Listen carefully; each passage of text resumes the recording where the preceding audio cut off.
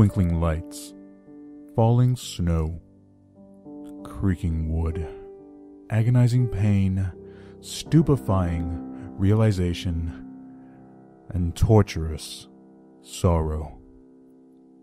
These things kept me company. The twinkling lights sparkled from behind the dark green needles of the Christmas tree.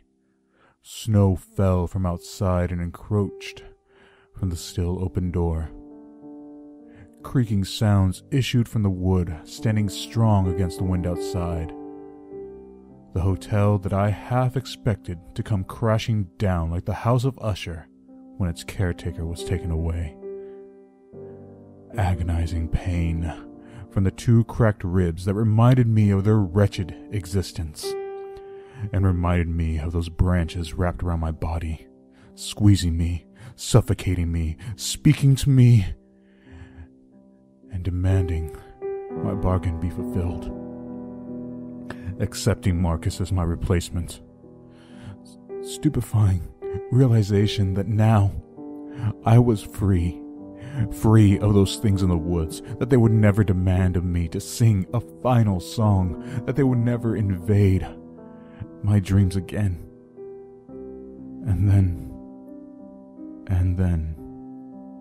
torturous realization that freedom was so hard won, and at such a high cost.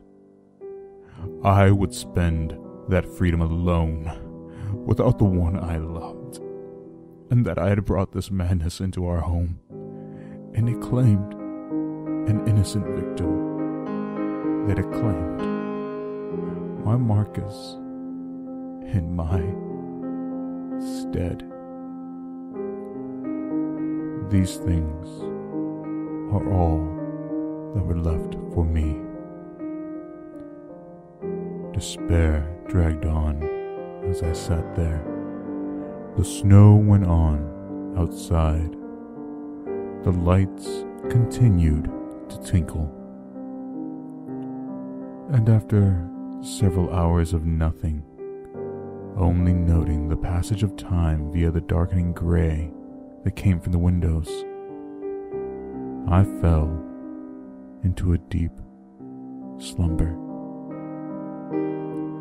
In the darkness of sleep, I heard a voice, clear and familiar. An old woman's voice rang in my ears.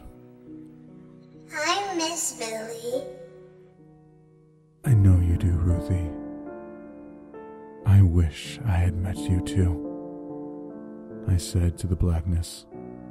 As I did so, a strand of light pierced the dark. A dull blue that began to grow, as if slowly opening one's eyes. The disembodied voice of Ruthie came. "I miss Billy so much." The light grew brighter and stronger, beginning to hurt my eyes, and I could hear the low, wet drip of something wet. Suddenly paranoia and terror gripped me, memories of the previous nightmare. God. Please. No more. No more. You fucking swore I was free. I was fucking free. This shit again. You took Marcus so I could be free. You lying, supernatural pieces of excrement. The light grew to blinding proportions as I felt a hand press against my face that strangely calmed me. "Your Marcus is okay. It's all okay. It's beautiful here," Ruthie said reassuringly. The light faded, and I was met with the most terrifying, yet mystifyingly beautiful sight I had ever beheld. It was the woods that surrounded the house. I could tell it was, but things were so incredibly different. The trees were every color of the prison. Animals darted in and out of their trunks and foliage. I saw things that walked like men, but whose bodies were morbidly obese sacks of flesh and mouths, or skinny, featureless figures. Things whose color and shape were so ineffable that I could only gasp in morbid awe as they appeared to be doing some of the most mundane things. Painting, sculpting, writing, singing, dancing, cooking, and many, many more. It all seemed so simplistic, yet there was so much beauty and care given that they seemed to be masters of their art. And in the center, a massive tree rose, gnarled and ancient looking, as if the world centered about it. It reached high into a blackened sky, where pinpricks of sickly yellow and green lights shone like stars. And, at the precipice of the tree, a blue sun shined bright. And all around, these things, these primordial creatures, crawled up its massive trunk, and, in my astonishment, I watched them transform from the grotesque and bizarre to mundane animals of the woods. They all climbed towards the sun. Suddenly, something dark streaked across it. No, not across it. Coming out of it. A dark bird had flown out of the blue and into the blackness. It wasn't a sun. It was a hole. A portal. I focused hard, and I could see the tips of trees just beyond the precipice. Trees covered in snow. Trees I recognized. The woods near the hotel. This is where they were coming from. Is this where they dragged Marcus through? I couldn't help but feel overwhelmed with emotion and wretchedness. I can draw every day. I just wish Billy was here. Ruthie's voice was forlorn at the end. I looked in the direction. She stood there, the skinned, plump woman, whose body was stitched together all with twine and branches and leaves. Her pale-skinned face and hands, the only thing that maintained her skin. An easel and canvas stood before her, and in a grotesque display of loyalty to one's craft, she pulled from her flesh one of the branches that held her together, coming out, dropping in pulpy gore and almost black liquid. She pressed the tip to the paper and drew in her own flesh and blood. Ruthie, I stammered, still overwhelmed. I'm supposed to be free of this. Please tell me. I'm so fucking tired. Please tell me I wasn't taken for nothing. Please. Please. Marcus didn't leave me for nothing. I dropped to the ground, shutting my eyes and weeping like a child. I felt something slip into my hand. Opening my eyes, I saw Ruthie kneeling by me, and she pressed a tape recorder in my palm. There's some words you left for whoever found it. A warning. I thought it was for me, but I realized it was for you and Marcus. I grimaced. I imagine your new masters wouldn't really want you holding on to this now, would they? Why did it take so long to give me this? Because I couldn't get inside before. Fucking iron horseshoe. I can't handle any more of this. Just let me wake up. Or kill me. Just fucking kill me, or whatever you're planning on doing. I'm over this. Do you hear me? I'm fucking done, you crusted old cunt flap. Oh, I'm sorry, sweetie. I would make you some pie, but I'm all thumbs with cooking these days. I could draw you one. She gave an unnerving giggle. It was nice meeting you. I'm sure you would have made a nice friend. Maybe you still can if you go home with us. To the reverie. And with a gentle hand, she placed her fingers over my wet, tear-filled eyelids. And blackness. Cold blackness. When they were removed, I found myself back in the hotel, in the same spot I had dragged myself to. And my initial intent was to wallow in despair, to feel the wretchedness of loneliness and failure. I looked around in bleary, pain-filled vision. I felt something. Something rectangular was in my hand. A bloody tape recorder. The tape recorder from the dream. I could feel the tears in my eyes coming again. The old man, cold and alone, recording his last words. His wife gone and transformed, her flesh shaped. And he had died cold and alone. And I realized something. Cold and alone, no one would be coming for me. We had no reservations this week. And the next arrival was a small family at New Year's Eve. And only by luck would someone find this place. And I desperately needed medical attention. And though I had begun to welcome the idea of death in my initial misery, I realized it would be a spit in Marcus's sacrifice to allow myself to wallow in this sadness until death.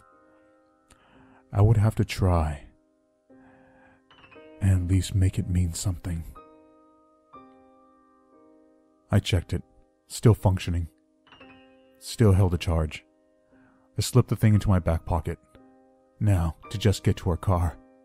I lifted myself off the crimson couch, agony rushing through me as I walked slowly towards the snowy portal out of the hotel. I walked awkwardly out onto the driveway, wincing the entire way. Stabbing pains went through me, and I felt as if my stomach was full despite having not eaten anything since last night.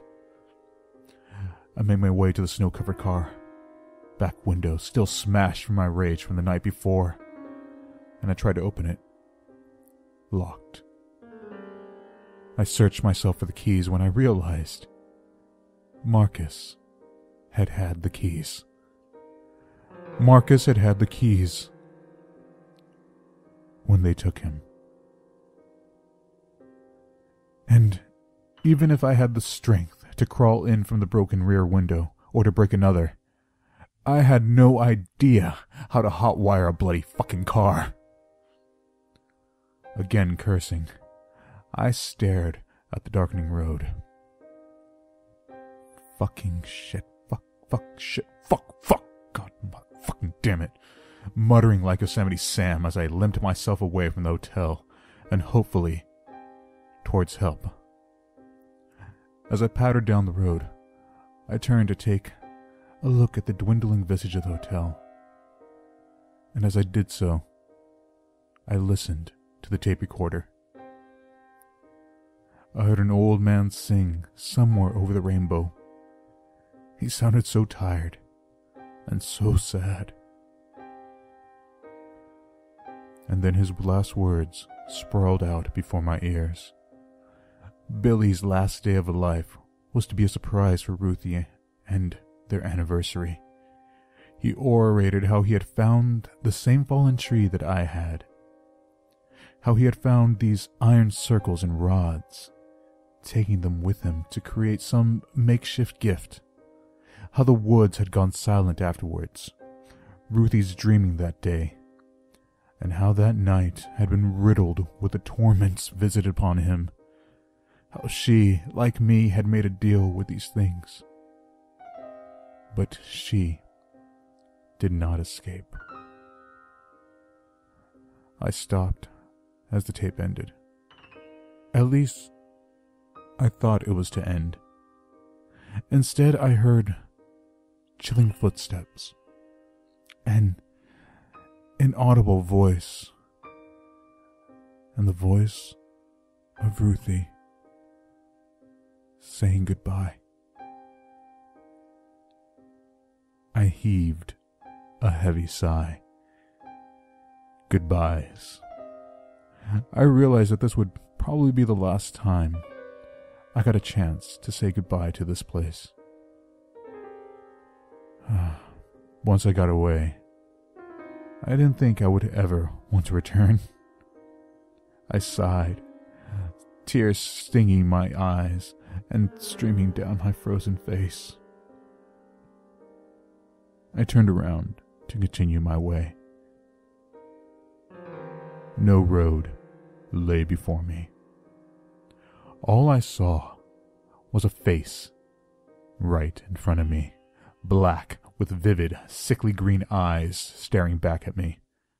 And in shock, I screamed, lost my footing. I fell back. Blood spurted from my mouth as my body made impact. I heard a loud crack that sounded like thunder that could have shaken the world in two, deafening and terrifying, even though it was only something small.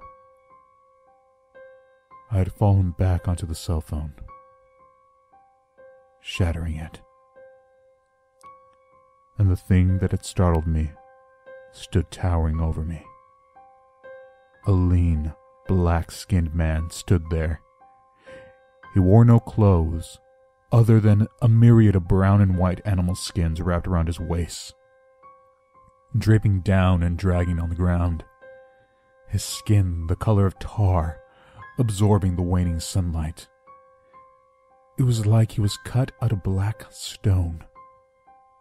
Antlers protruded from his head, long, stag-like horns twisted and gnarled. His face. God, his face.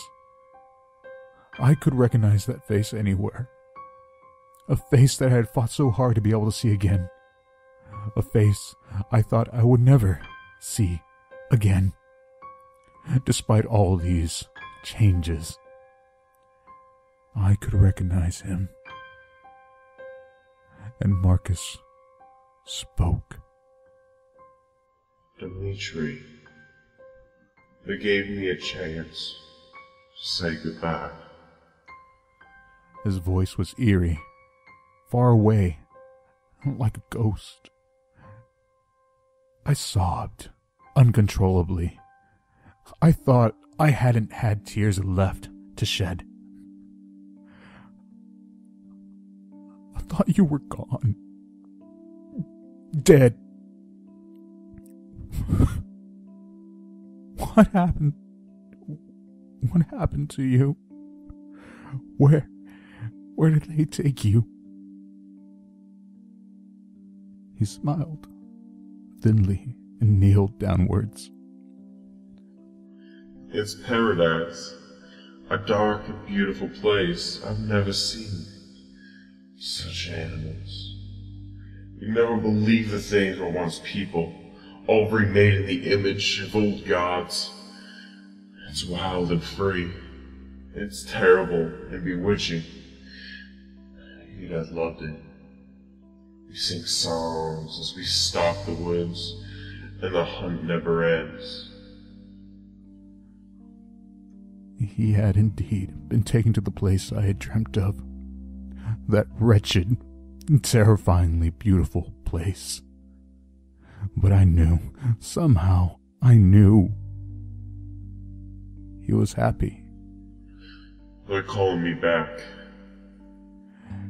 Every part of me wanted to scream at him to not go, to stay here with me. But I knew better. I knew better. Goodbye. Goodbye, Marcus. He turned and began walking away towards the darkness, his inky blackness becoming indistinguishable with the shadows of the forest. The wind picked up again, and on it carried his voice. I love you.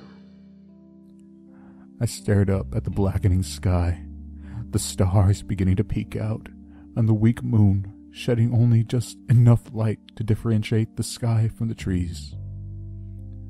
And I mouthed, I love you too.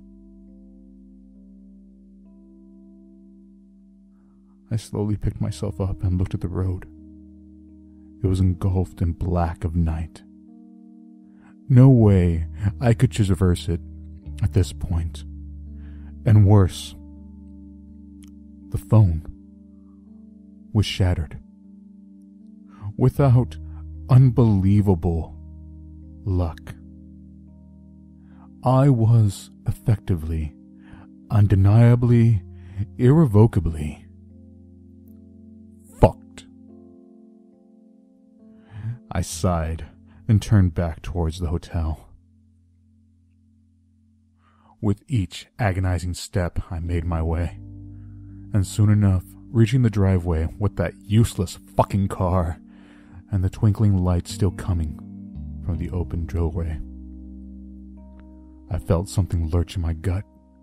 I dropped to my knees in the driveway, and I vomited.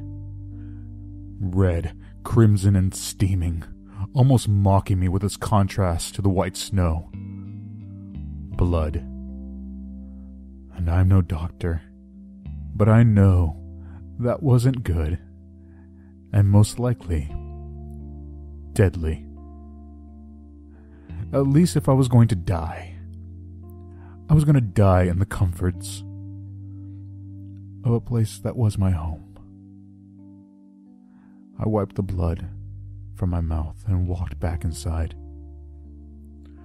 I let out a little chuckle as I realized that poor family coming at New Year's Eve, and what kind of aftermath they're about to deal with. They had a baby too. Hopefully it's not too old to be traumatized by seeing my dead body. I would have to make sure that I was put somewhere where only they would see me. Somehow. Oh well. No use worrying about it. I slid the door closed, walking towards the lobby, and stared in pained anguish at the Christmas tree and roaring fire. Wait. There had been no roaring fire. It was dead embers when I had left. And now it was a raging blaze, warm and cozy, giving a tiny bit of comfort to my cold skin, though doing little or nothing for my innards. And a voice behind me spoke in a tone that, despite my condition, despite everything that had happened, still commanded respect. It didn't frighten me. It almost soothed me. Like the voice of a fair king. It's a marvel what your kind has accomplished since we disappeared from this place so long ago. Something walked into my peripheral vision. I turned my head to take a good look at it. There stood what looked like a man, but he was lanky, thin, tall. He wore a black coat with bright red stitching that fit perfectly to his body. I could make out the lines of the bones of his skeletally thin frame underneath, almost as if his skin were made of the black cloth. And the pieces of skin exposed, were bizarre. His flesh was translucent and glowed a soft white light. I could see past and see his muscle, sinew, veins, and bones. Marvelous creatures you all are, yet for all your ingenuity, you're still nothing more than base animals. He muttered, and as he did so, his transparent eyelids blinked, but I could still see his eyeballs moving behind him, his tongue sloshing in his mouth even though his lips were shut.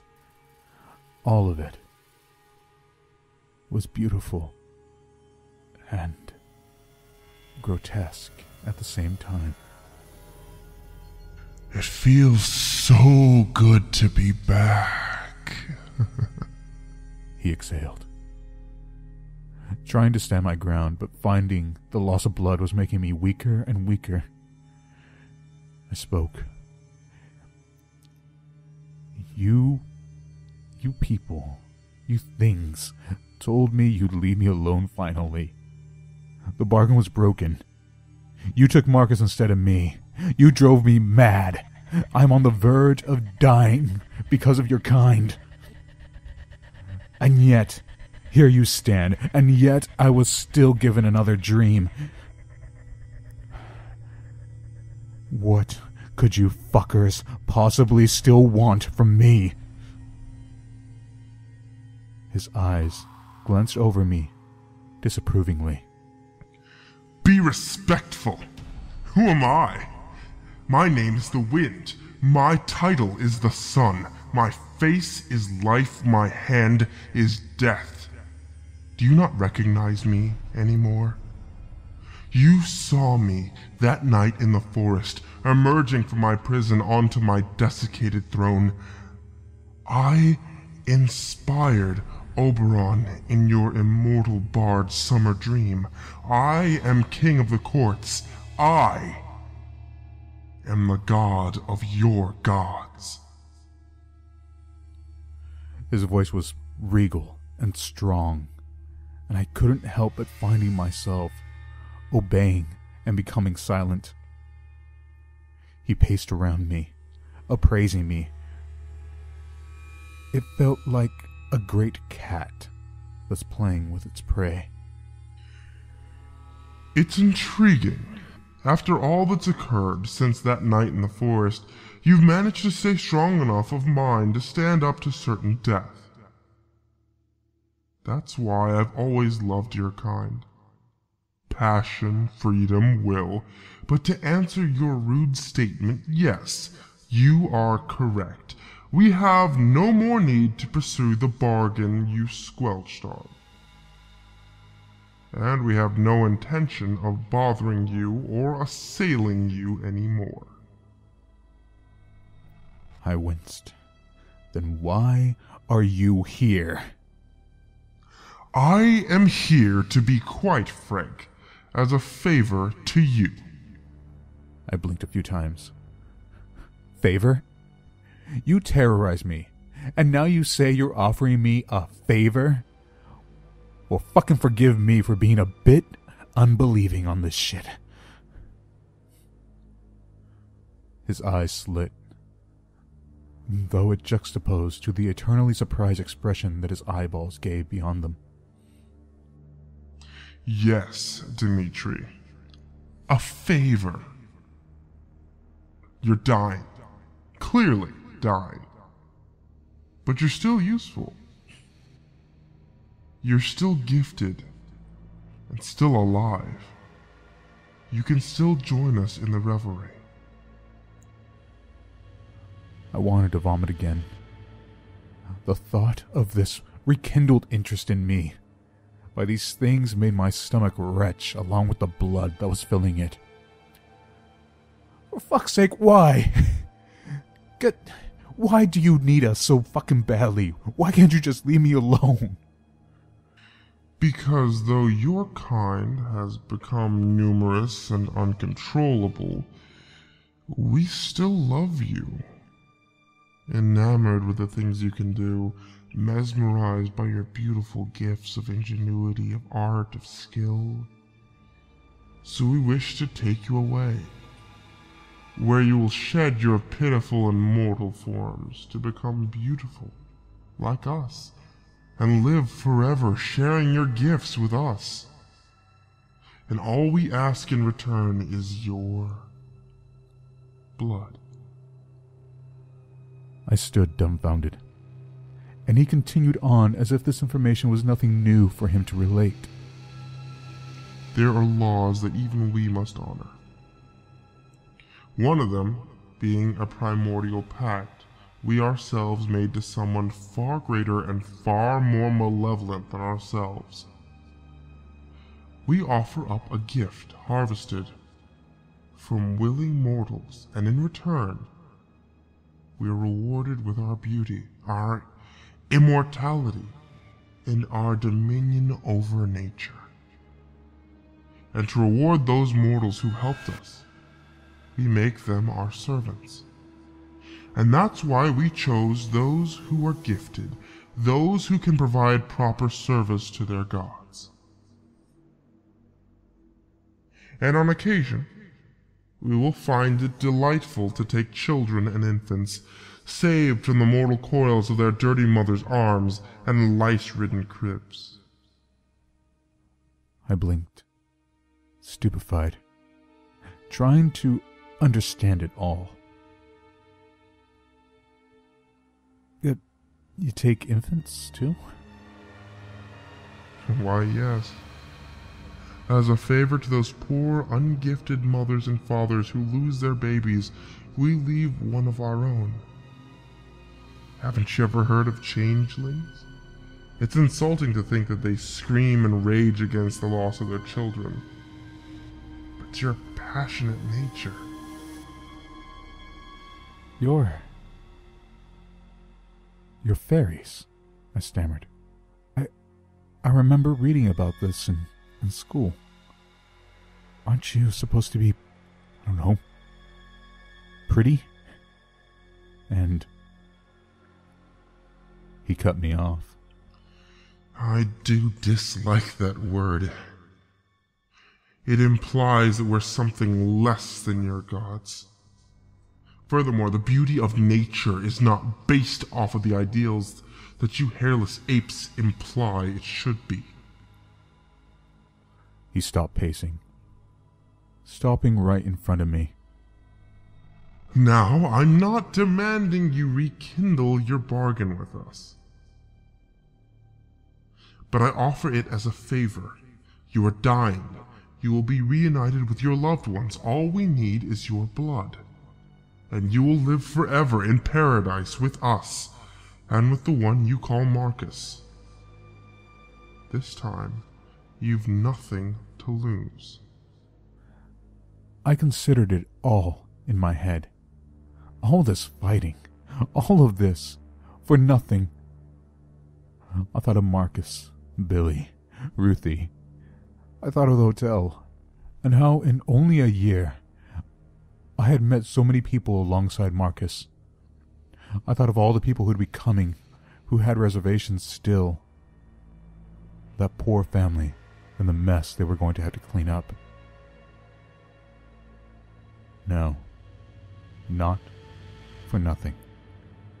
I saw clearly. I have a chance. A simple chance. I may at least save someone, even if they don't know they're in danger. I'll join you in return for two things. What kept you at bay for so long? And promise me that you will not take any child from this place. One thing. One thing. If only because you've been such entertainment in our chase after you. Two things. I listened to what you things did to the old man and woman, to Billy and Ruthie. Billy let you out somehow. Maybe I could find a way to put you back. No. You can't. We are free now. and will never be imprisoned again by such base creatures.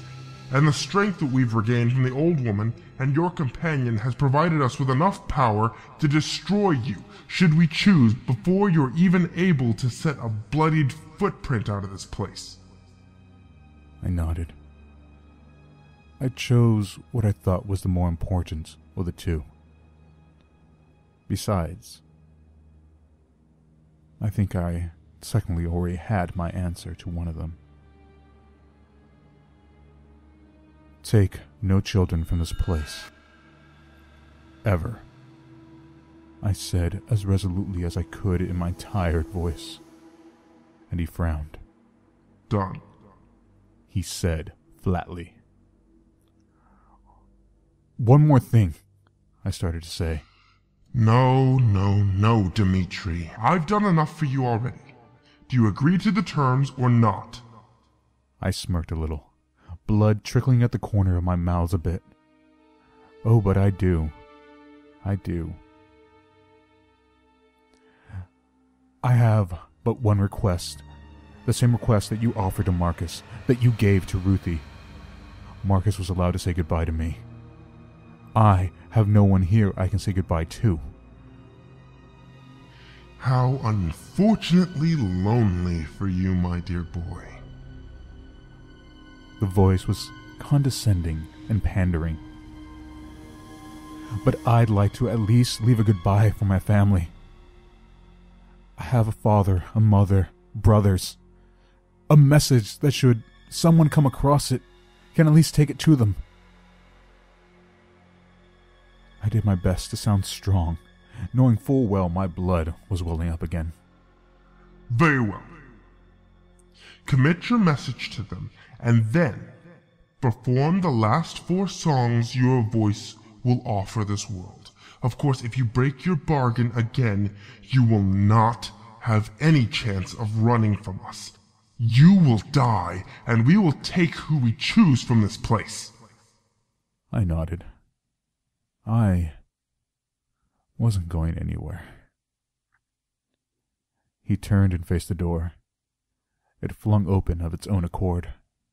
Sing, was the only word he uttered as he walked out into the darkness. And now, here we are. My final message to the world. I needed to take the time to carve out the important parts for all of you. What luck that Ruthie should give me that tape recorder. This tape recorder. Consider the points I've laid out. The iron, the broken tree, the bargains, the rudimentary understanding of these things. I'm not long enough for this world to do anything about it now. I'm too tired. I'm too weak. I've lost far too much blood. And I don't know how much longer I have left in me. I hope, whoever you are, I have given you enough. Whoever you are, to understand what's occurred here as best as I could relate it. Also, I needed this last bit of time to say goodbye. Goodbye to my family. I wasn't lying. Mom, I'm sorry I left your side, but I needed to be free.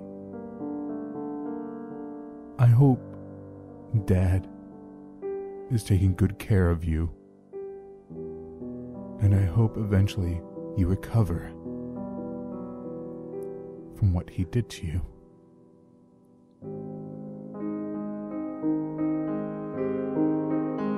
Victor, Mikhail, you two stay out of trouble. I've never known such an odder couple than you two. It's what makes you both special. And honestly, growing up with you was really, really annoying. But you're my brothers, and I'll always love you too. Keep Dad in check, and look after Mom. Dad, we never did and never will see eye to eye. And even though you accepted me being gay, you never, for some reason, accepted me falling in love. I wonder if you'll ever know how much your disapproval lit the fire under my ass to love him even more. But you're still my father, and I still love you. And now, lastly, to you, the listener, whomever you are, I wanted to lay down not only the last words of warning, the last information to be related to my family, but also so that someone knew. That someone knew for a fact that I loved someone, and that they loved me back, and that we fought hard to be able to be together. And I may not know what or where this reverie, this dark paradise is, but I know that I'm going to be with Marcus in whatever form it may take, and whatever it takes. Besides, in the end, this is what I had fought for. To be with the person I had loved. Please, please don't try to find us. I'm coming back to you, Marcus. But before I do, 3 down. 1 last one to go. Sadly, one Sunday, I waited and waited with flowers in my arms for the grief I'd created. I waited till dreams like my heart were all broken. The flowers were all dead, and the words were unspoken. The grief that I knew was beyond all consoling. The beat of my heart was a bell that was tolling. Sadly, one Sunday.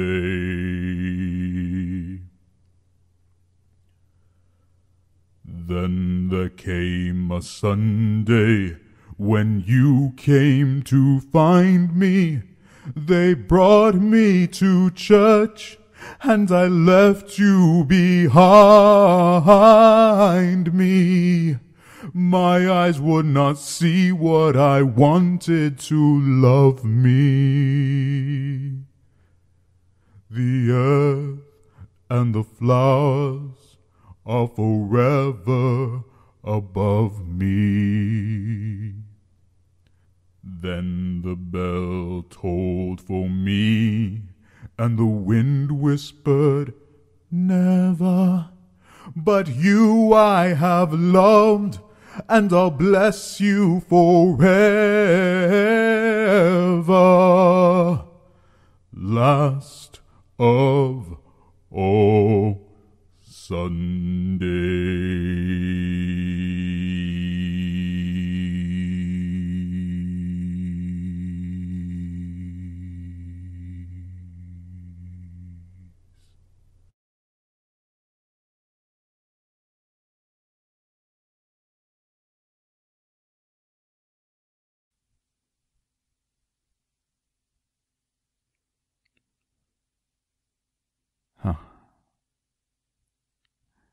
I figured it would have been more dramatic. Figured they would have been coming barreling through the door. Just silence.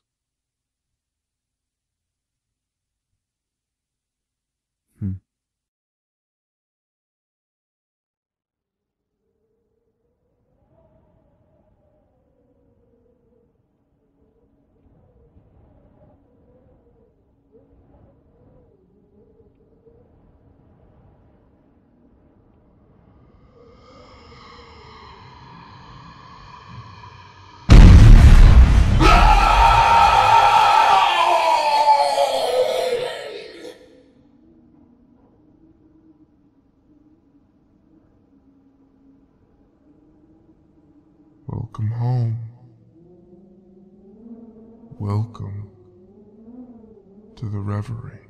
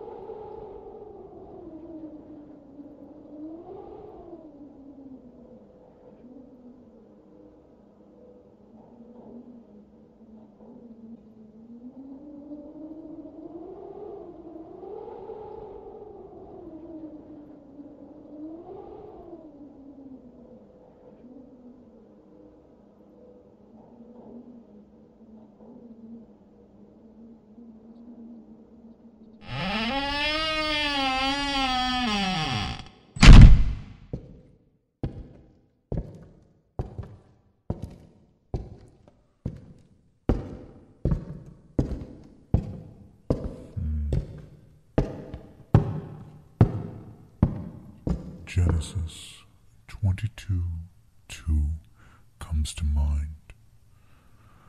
And then God said, "Take your son, your only son, whom you love, Isaac, and go to the region of Moriah. Sacrifice him there as a burnt offering on a mountain I will show you."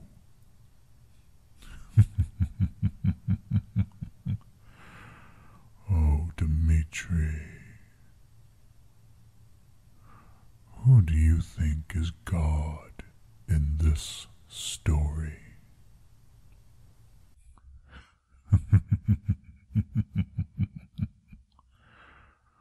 Who is God